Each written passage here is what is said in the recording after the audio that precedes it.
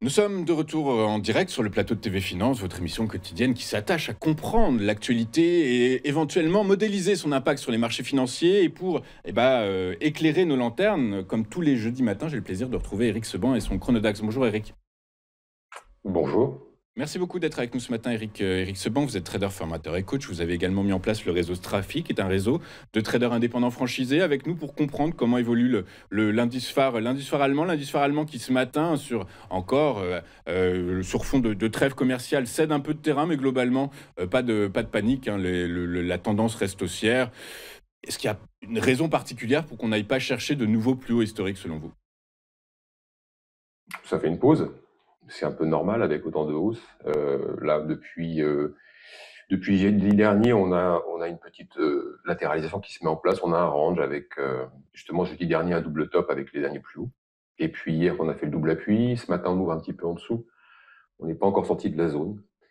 C'est une zone de 500 points, ça c'est modeste, hein, comme la volatilité intraday qui s'est quand même beaucoup calmée.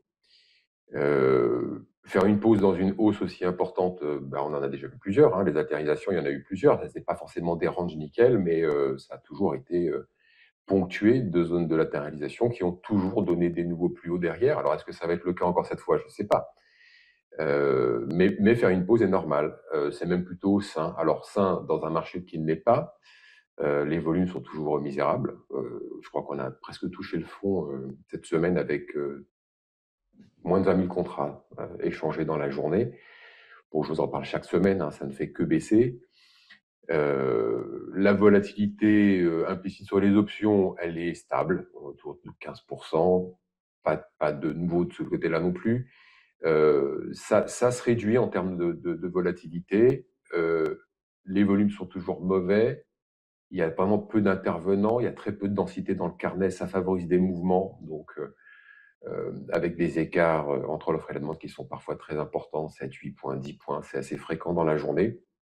Bon, le premier repère qu'on peut garder en tête pour le moment, en tout cas, si on allait un petit cran plus bas, c'est 23 000 points, c'est la zone de prix en dessous de laquelle il ne faudrait pas clôturer. Alors, il ne faudrait pas, ça serait simplement une première alerte, mais c'est qu'un repère en fait, hein, parce qu'en fonction de la façon dont on va y aller, la vitesse avec laquelle ça va se produire, les raisons, s'il y en a, pour lesquelles ça va se produire, tout ça va devoir être pris en compte pour imaginer un relais baissier, mais pour l'instant, il n'y a absolument aucun élément, le contexte est exactement le même, aucun élément pour envisager un relais baissier, ni même déjà le déclenchement d'une baisse. Bon. Donc pour l'instant, c'est de la latéralisation, c'est une pause.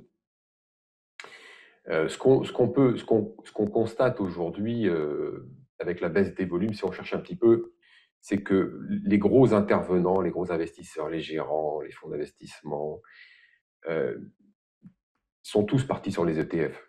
C'est clair, on a là 2025, c'est pour l'instant un record historique en termes de collecte des ETF. C'est 463 milliards depuis le début de l'année, 93 milliards pour l'Europe. C'est vraiment là que va l'argent pour le moment. C'est probablement la bonne explication de la faiblesse des volumes. Le problème, c'est comme quand je vous disais, c'est les contrats futurs qui tirent l'indice. C'est que les ETF, quand ça monte, ils achètent, et qu'avec le poids qu'ils représentent, le jour où ils vont décider de baisser, le marché va baisser un petit peu, ils vont décider de vendre parce qu'ils sont obligés de coller à l'indice, donc c'est mécanique. Ça va faire des très gros volumes à la vente et ça risque en effet d'impacter fortement de donner un relais à la baisse. Donc, on a déjà eu des exemples, hein. Il y en a eu plusieurs. À chaque fois, c'est reparti jusqu'à la prochaine, où ça repartira pas en fonction de la raison pour laquelle ça va déclencher la baisse. Parfois, c'est simplement un investisseur qui décide de vendre et derrière les algos enchaînent. Bon, cas classique, mais si c'est plus profond que ça, on pourra se retrouver avec des situations qui vont être comparables probablement avec 2020. Ça dépend de la raison, encore une fois, ou les raisons qui vont faire que ça va baisser. Mais euh, le plus prudent, c'est ce que font les gérants depuis maintenant des mois, c'est se protéger ses portefeuilles avec des puts, parce que les ETF ne le font pas. Donc c'est eux qui vont alimenter la baisse. Ça ne sera pas les gérants jusqu'à un certain niveau de prix, évidemment, celui à partir duquel les couvertures n'opéreront plus. Donc, pour revenir sur ce qu'on disait la semaine dernière, est-ce que c'est le moment de rentrer sur le DAX? Vous vous posiez la question 2 semaines de suite. Peut-être que c'est un niveau d'entrée là en double appui si on veut jouer un double top, mais avec un potentiel de hausse qui reste modéré. C'est le graphique qui donne l'endroit où il faudra revendre, c'est-à-dire donc les derniers plus hauts, 24 400, 24 500. Donc, potentiel de hausse peu important. Risque, bah, peu important si on coupe court, sous 23 000. C'est pas une situation idéale toujours pour intervenir. Il n'y a pas de visibilité, hein, donc c'est l'incertitude, le manque de visibilité qui domine, tout comme les algos dominent les échanges intraday, ça n'a pas changé. Je vous dis, le contexte n'a pas changé depuis une semaine, ni même 15 jours. OK, très clair. Bah, écoutez, donc hausse larvée, a priori, alors vous nous dites une pause dans la pause, mais il n'y a pas de facteur particulier qui pourrait laisser supposer qu'on regarde vers le bas, actuellement sur le DAX? En effet, pas pour l'instant, le contexte est exactement le même. On a toujours des annonces de Trump qui vont provoquer des réactions épidermiques à un moment de la journée. Le manque de densité favorise des mouvements. On voit ça sur les indices américains, sur le DAX. Les journées ne sont ponctuées que de ça. Des surréactions très rapides et puis des longues périodes où il ne se passe rien. Voilà, Et bah parce que le contexte n'a pas changé et que le fond reste le même.